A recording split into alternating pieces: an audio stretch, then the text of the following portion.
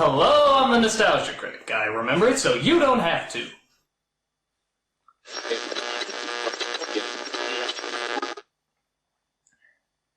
Hey everyone, welcome back to Obscura Slupo Presents.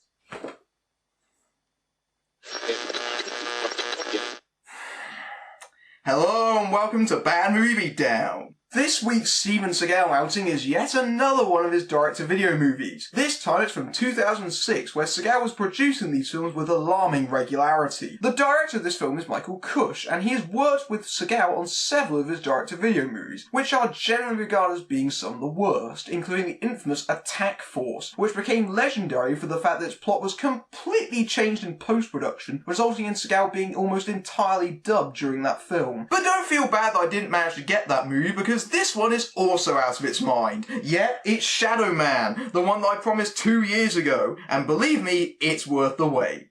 So the film opens in a lab where scientists are working on a secret deadly weapon. This alarms this man.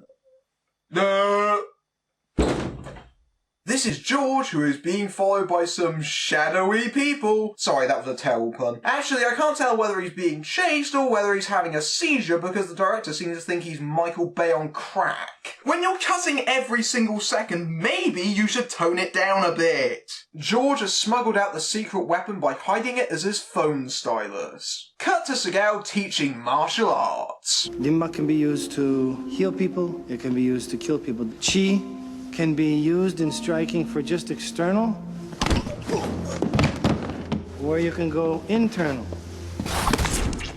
I'm pretty sure that everything he just said was bullshit, especially since the nickname for the Demark is the Touch of Death, so it's not commonly used for healing! I was very impressed with the way you broke the watermelon. Can you teach me?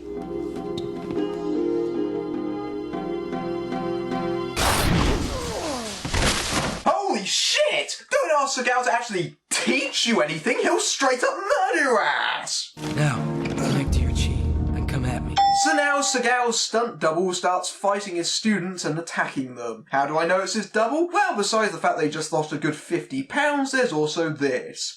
Busted! By the way, what sort of martial arts class is this? Seagal seems to be running it purely to beat the shit out of people. And yep, those voice and body doubles are back with a vengeance. Seagal both writes and produces this entry, but that still doesn't mean he gives a shit. He probably gets a writing credit just because of how many times he changed the script on set. At his stock footage house, yes, really, we meet Seagal and his daughter Imelda, played by Sky Bennett, and Seagal is recently bereaved. They're planning to go on holiday, but Seagal is a workaholic dad, so his daughter is flying one day ahead. Yep, we're borrowing from the book of 101 cliched characters. Imelda is flying with her grandfather, George, who Seagal meets in a restaurant. Whilst using Seagal's phone, he drops the stylus so he can replace it unbeknownst to Seagal. So later, whoa! Who is this chick?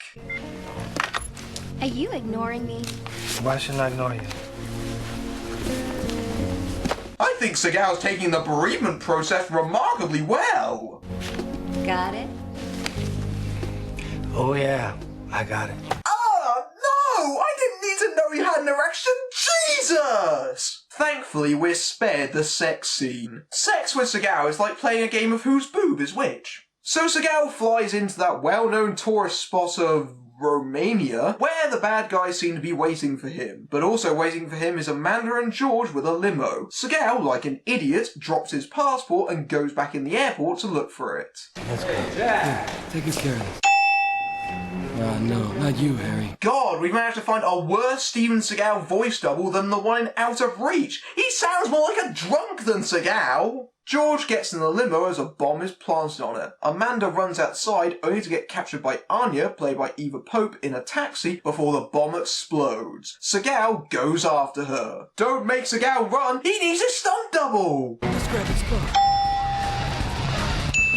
Whoa, guys, stop with the camera shaking! We get it, you're making a third-rate Bourne rip-off! Hold the camera steady! Seagal chases the taxi in a car. This is seriously one of the worst car chases I've ever seen. It barely even resembles a chase sequence. It's just a bunch of cars driving, mixed in with badly done blue screen shots of the actors supposedly driving in their cars, with occasional film scratches for no reason. A 5-year-old could do a better job in Windows Movie Maker. Oh, and just to make things more confusing, some bad guys on motorcycles are chasing the taxi. Seagal and Harry don't know they're bad guys, but they fire on them anyway. Again, it's all part of their Seagal sense powers. They get rid of the motorcyclist, but another car with more bad guys join them, and they start firing at them. For crying out loud, he isn't even firing his gun in the right direction. Seagal's car suddenly teleports to the back from the middle so he can ram the bad guys off the road. It's always good when the filmmakers forget the order of cars in a car chase! Fuck, we lost him. So after managing to destroy Romania mere moments after arrival, Seagal and Harry go to a safe house, but Seagal doesn't trust Harry. You'll notice that Seagal is shot in the shadows once again because he is the Shadow Man. Let's face it, it's to hide his multiple chins. They're gonna have to be some pretty big shadows for him to hide in. Seagal was right not to trust Harry, who has locked him in the room, and Seagal discovers the windows are bricked up. Oh no. Of course, the bad guys take their sweet bloody time showing up, which means Seagal has more than ample time to devise his escape.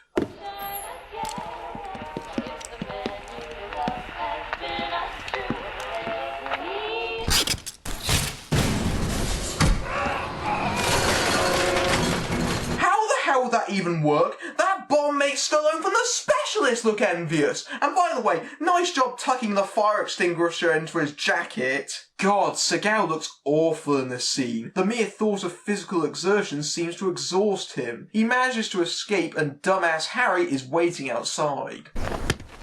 Listen to me, man. Harry explains that George stole the virus and planned to sell it to the FSB, and now they think that Seagal has it. You think that maybe the agency could help us, right? They want to talk. You got 2 hours to find my daughter. You understand? Really? You're gonna leave the guy who just tried to kill you in charge of finding your daughter? That's a real smart move, dumbass. Harry visits the US Embassy while Seagal lurks outside. You look in bad shape, Harry. Where's your gun? He took it.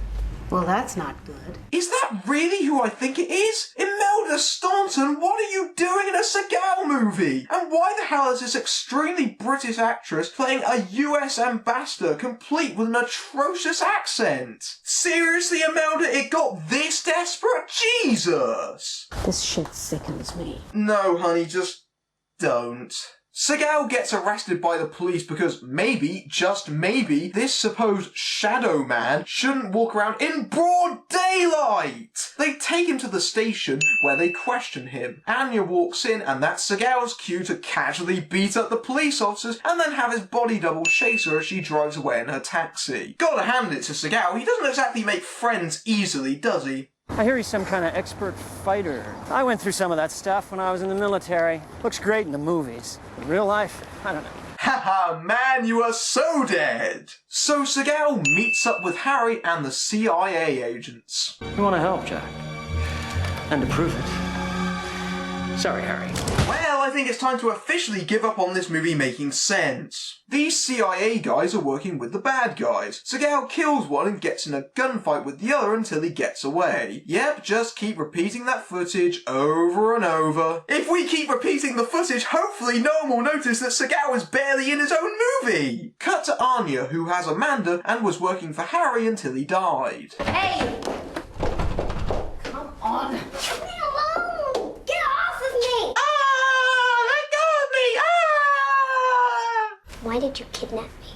I didn't kidnap you. I saved you from getting hurt. And to do that, I had to kidnap you in the back of my taxi. There was absolutely no other way. Anya reveals to Amanda her backstory about how she used to be a British secret agent until 3 years ago when her partners betrayed her and her husband and child were taken and killed as a result. Talk about a character that feels like it's come out of a completely different movie. Anya puts Amanda in the care of a wheelchair-bound best friend. I don't foresee anything going wrong with that plan! Meanwhile, the Romanian mobsters are also chatting about catching Seagal. In a strip joint, of course, because the scene with the naked woman earlier wasn't gratuitous enough. So bring on the boobies! I want you to take me someplace where I can find some drugs and some women. Wow, that was a surprisingly straightforward request. So Seagal is taken to the place, which includes a guy in a mask who was apparently in a freebasing incident. The bad guys work out that a guy who could pass for their dad probably isn't after hookers and blow, and another rubbish fight scene ensues. Oh man, that's not a freebase accident. That's syphilis. What? Did Seagal come up with that joke himself? That's just bizarre! What do you even say to that? After KOing the bad guys, Seagal walks in and steals some money when another odd bout of humour ensues.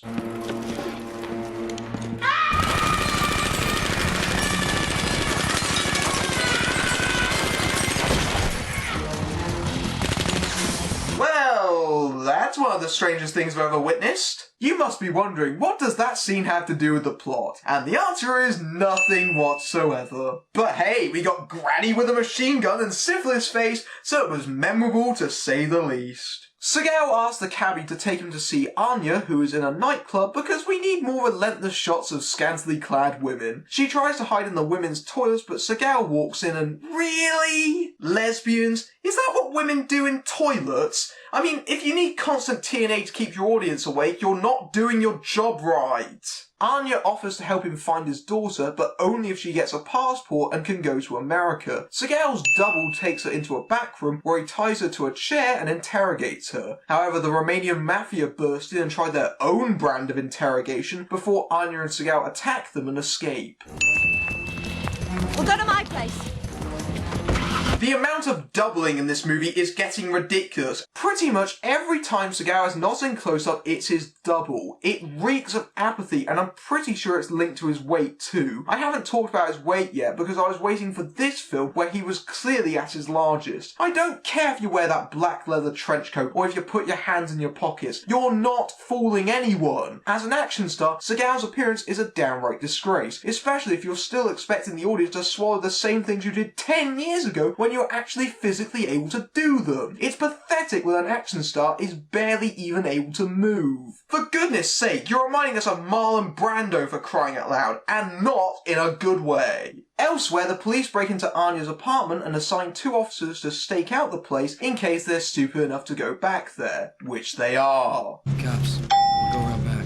Yes, sir. Unfortunately, they don't realise that one of the officers needs to pee and goes back into the apartment.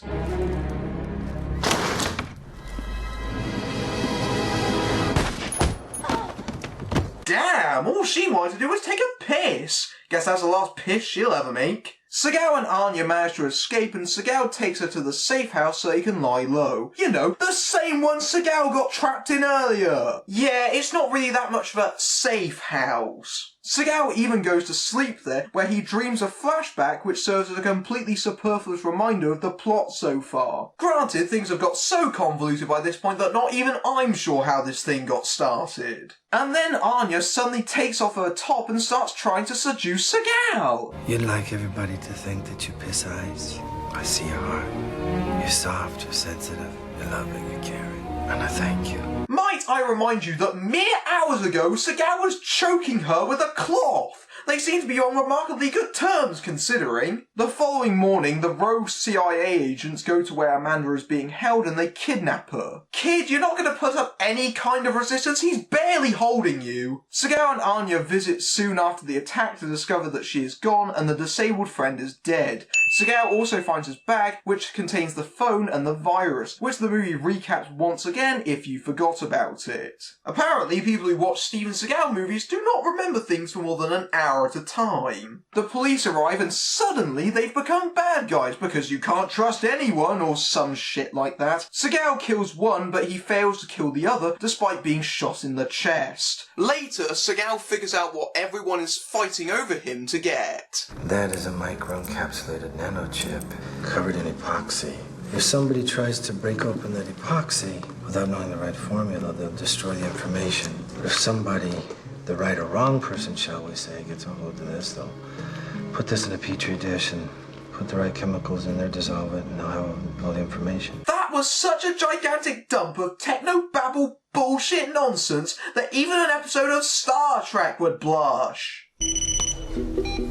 Rogers, can you hack me into Inquel to shut it down for good? It'll take a little time, but I can do it. Yep, it's everyone's favourite stereotype, the Hollywood hacker. Haven't seen him for a while. The surviving cop meets with the mafia members and they punish him for his failure as Anya calls to say that Seagal will be meeting with the CIA in a library. What I'm more impressed with is how the blood stain on the cop's shirt has now disappeared. Nice continuity, guys! Not that it really matters, of course, because they kill him, making the fact he survived it all completely redundant. What's that? Logical plotting? Ha! This is a Seagal movie! So Anya and Seagal get ready for their showdown at the library.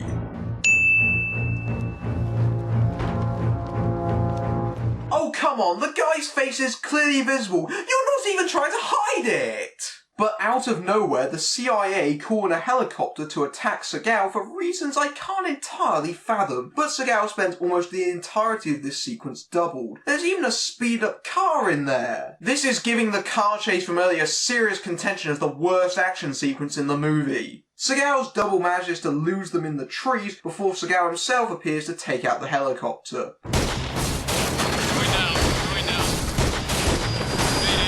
10-4, I'm getting shot down. I'm completely bored by this. Mayday, mayday, whatever.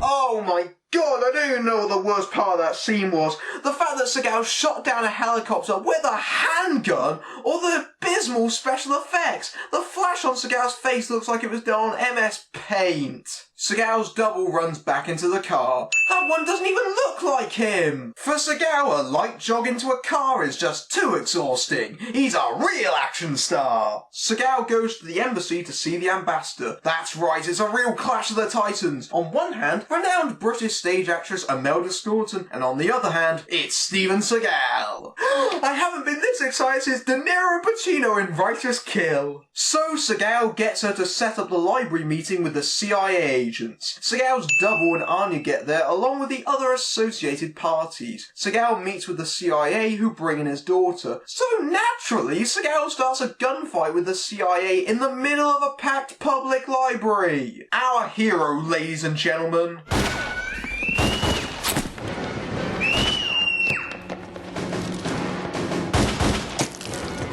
Well, that was a strange and graphic attempt at dark humour. So Seagal offs the CIA agents as Anya grabs Amanda. Plan B! Plan B? What the hell was Plan A? I presume it didn't involve shooting in a public place. So another gunfight ensues when Seagal encounters the Romanian mafia whilst Anya takes Amanda away in a taxi. You don't want to do that, Seagal! You know what she did last time! Seagal gets caught in a Mexican standoff with the mafia and it looks like he is submitting to them, but wait, I hear that dumb music from the start. He's up to something!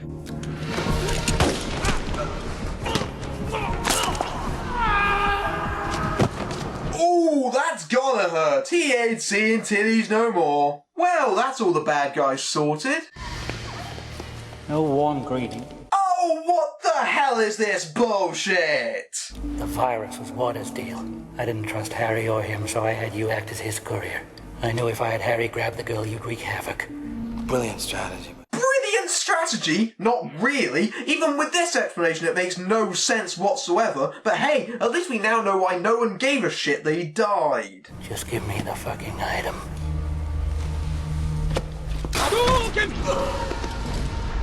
Holy shit! He straight up Street Fighted his ass! Obviously someone's been spending a lot of time playing as Ryu. Elsewhere, Seagal's hacker friend overrides the security on the lab that developed the virus, seeing them inside and gassing them to death. Wow, that's cold! They developed a deadly virus they shouldn't be allowed to live? Well, that's a bit of a moral quandary for you. So Seagal is reunited with his daughter, he gets Anya her passport to America, and everything is going swimmingly. Well, we had a couple of little glitches in Romania, but all in all, we had a pretty good time, didn't we? Yeah. Well, besides the fact that you were kidnapped, I caused an international incident, and you're traumatized for life, I think that trip to Romania was the best one ever. As a reward for her bravery, Seagal buys Amanda a horsey. Ah! Not again! Yikes! Shadow Man is just straight up terrible. It's probably the worst of the ones I'm reviewing for a number of reasons. The first is that the plot makes no sense, and that's taking into account it's a Seagal movie. The second is the ludicrous amount of body doubling. I'm pretty sure my count isn't accurate, but I'm almost certain that every time Seagal's face isn't seen, it's his double. That is a frankly staggering amount of laziness. The whole film is. No one cares. This is a cheap, third-rate film that rides on fans' die-hard devotion to Seagal. The only good thing that I will say is that Eva Pope is actually quite good and is the only one taking this seriously. And frankly, the less said about Imelda Staunton, the better. I'm Matthew Buck, beating down bad Seagal movies everywhere.